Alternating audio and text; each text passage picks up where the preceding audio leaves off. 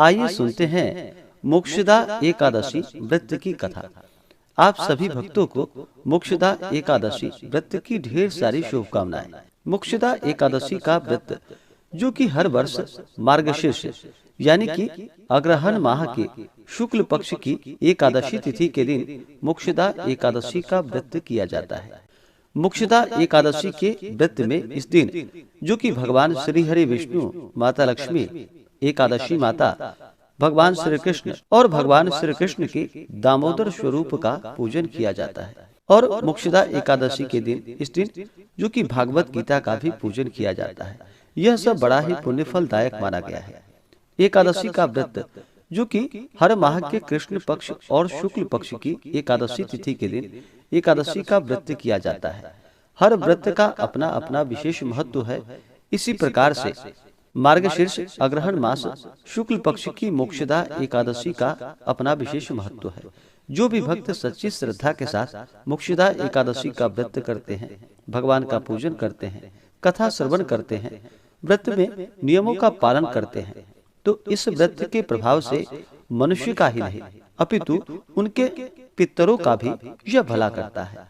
अपने किसी सगे, सहोदर, मित्र, बंधु को भी इसका व्रत करके उपवास का फल यदि अर्पण किया जाए तो उनके भी सभी प्रकार के पाप व क्लेशों का नाश हो जाता है।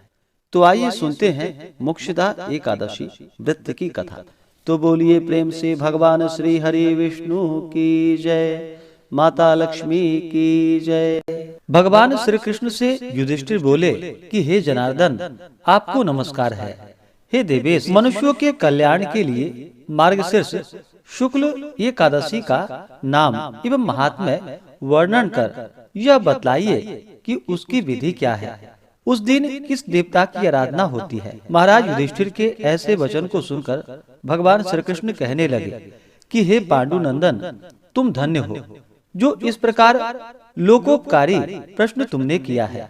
अच्छा, सावधान होकर तुम सुनो। यह एकादशी मनुष्यों के अनेक पापों को नष्ट करने वाली है। इसका नाम मोक्षदा है। इसमें गंध, पुष्प, धूप, दीप, नैवेद्य, नृत्य, गीत, षोडशोपचार पूजन पूर्वक सब भक्ति दामोदर की पूजा करनी चाहिए। इस विषय में एक अनुपम पौराणिक इतिहास में तुम्हें सुनाता हूँ, जिसके सुनने मात्र से वाजपेयी यज्ञ का पुण्य फल प्राप्त होता है।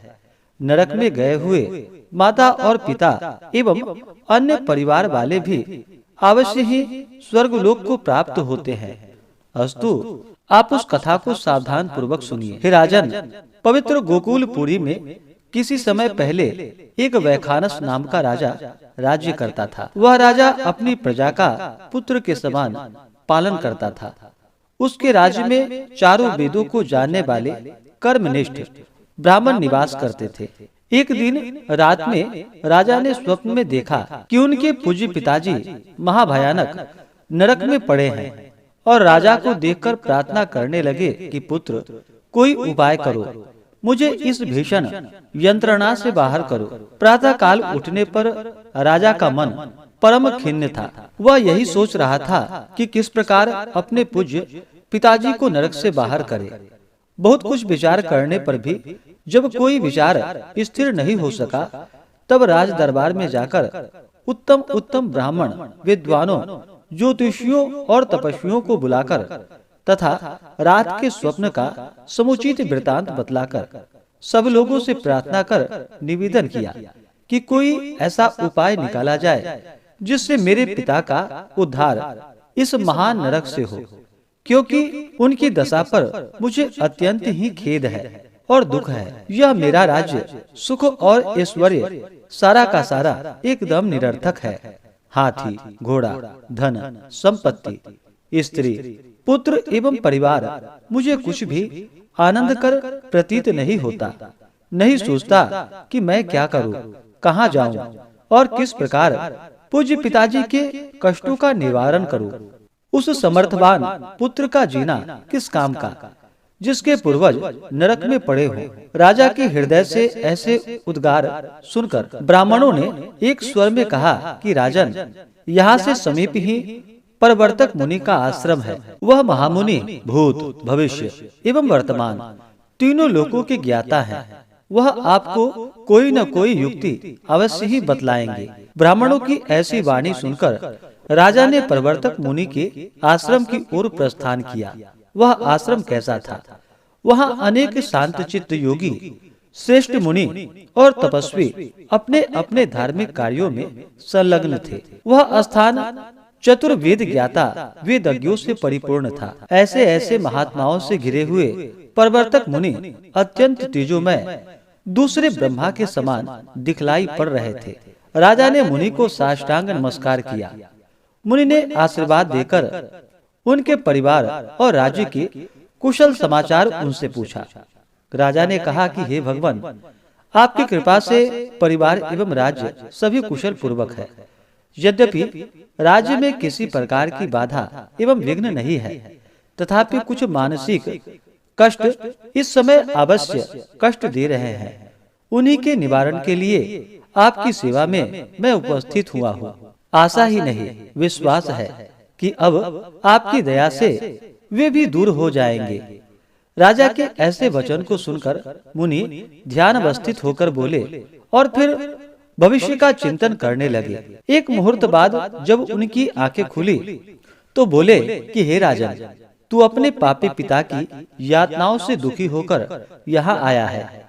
तेरे पिता ने कामवश अपनी एक स्त्री का ऋतु भंग किया था।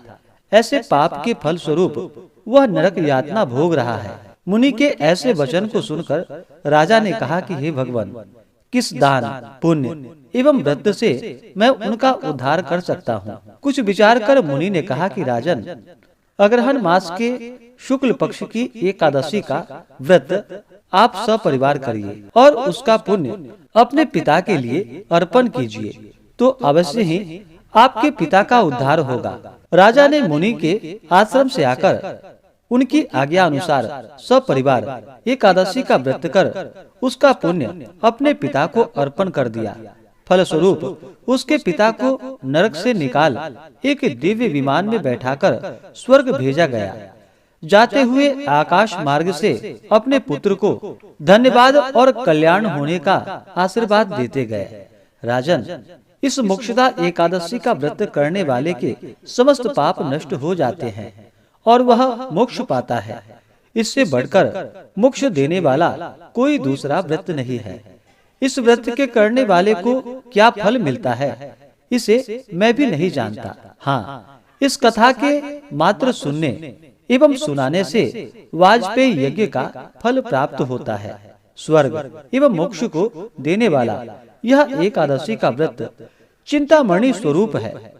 तो बोलिए प्रेम से भगवान विष्णु की जय, माता लक्ष्मी की जय। ऐसे ही ज्ञानवर्धक जानकारियाँ प्राप्त करने के लिए चैनल पे अगर आप नए हैं तो चैनल को लाल बटन दबा करके सब्सक्राइब करें, साथ में बेल आइकन घंटी को दबाएं ताकि वीडियो का नोटिफिकेशन आपको समय से मिलता रहे।